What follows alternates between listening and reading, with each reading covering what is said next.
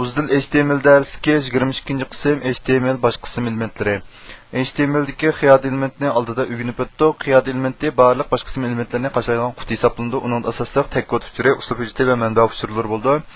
Masalan, style, script, meta, link, base, title qatorliq shu elementlarni, ya'ni shu xat kuchlarni o'z ichiga oladi.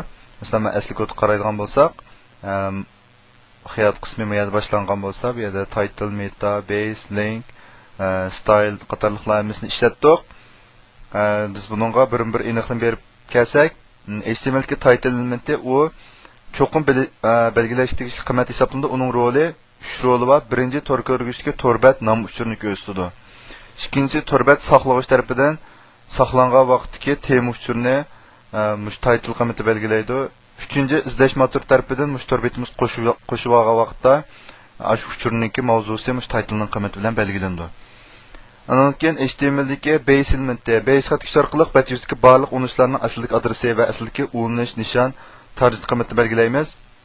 Masalan, misolda buningki asldagi qiymati uzdilcom niki images degani buningki asldagi nishon adresi. Andan keyin ulanishni har qanday ulanish chekkan vaqtimizda cho'qim yangi betda ichilsin deb aniqlik berilgan bo'lsa, ma'quladagi kodni qo'shsak bo'ladi.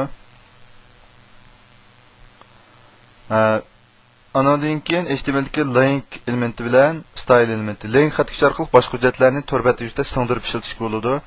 Ya'ni linkning o'zida ulanish degan ma'noda buning ko'pincha uslub hujjatini qo'shib ishlatamiz. Andan keyin style deganga bevosita shu uslub hujjatlarni qimmat qilib yuklashga bo'ladi. Masalan, ma'lum qaraydigan bo'lsak, bu yerda style CSS degan hujjatni betninki uslub hujjati sifatida ishlatsin deb sirtdan ulab ekirdi. Andan keyin style orqali mana ichiga bevosita buningki CSS kodlarini, ya'ni uslub hujjat kodlarini meyaga yozdik. Andan keyin HTML'dagi meta elementi, meta xat kuchi HTML hujjatininki meta sonliq ma'lumot uchurini ta'minlaydi. Bu uchurlar torbat yuzda ko'rinmaydi, lekin tor mashina odami yoki tor o'mchik tarafidan metaning uchurlar o'qildi. Meta elementi torbat zot uchuri, halqiliq so'z, avtorlik huquqi, hujjat o'zgartirilgan vaqt qatorliq shu torbatga munosabatli bo'lgan uchurlarni o'z ichiga oladi.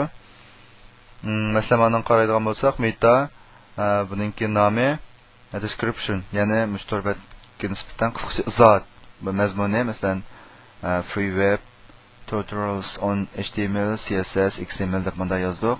Andan keyin buningga halqiliq so'z, buning qiymatlariga nisbatan bunda pesh orqali ayirib turib 3 dona halqiliq so'zni bekitdik.